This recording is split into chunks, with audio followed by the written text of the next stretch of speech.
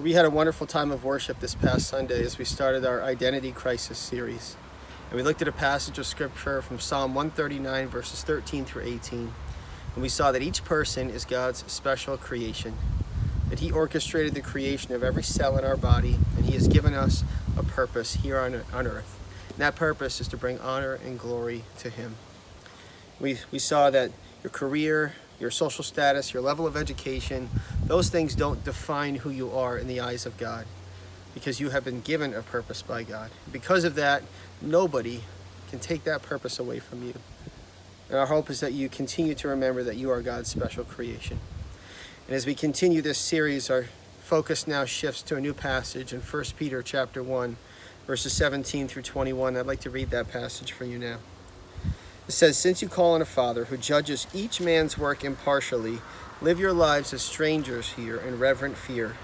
For you know that it was not with perishable things such as silver or gold that you were redeemed from the empty way of life handed down to you from your forefathers, but with the precious blood of Christ, a lamb without blemish or defect. He was chosen before the creation of the world, but was revealed in these last times for your sake. Through Him you believe in God, who raised Him from the dead and glorified Him, so that your faith and hope are in God." Several months ago, I was at a birthday party for my daughter, and it was a snow tubing birthday party.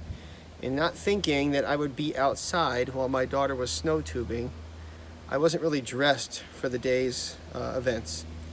And I remember that after an hour of standing outside in the dead of winter, I was so cold. So by the time I got back to that car, I cranked the heat as high as I could. Now, I had used the heat in that car numerous times before, on a daily basis, but I had never appreciated that heat from that car like I did on that day. Not because it was working more efficiently, not because it was somehow hotter than it normally was, but because I had been so cold.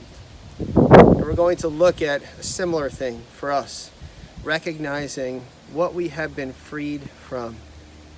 That when we recognize that we have all been in bondage to sin, that we have all followed an empty way of life, we can have a greater appreciation for the redemption that God offers through His Son Jesus. And while we celebrate this coming week and weekend our independence as a nation, we're going to see that we have such something to celebrate that is far more spectacular. And that is the fact that we have been freed and that we have been redeemed. So I would encourage you to join us on Sunday, July 3rd at 10 a.m. for our one service. We'll be having communion where we remember the symbols of Jesus' body and blood that He shed for us.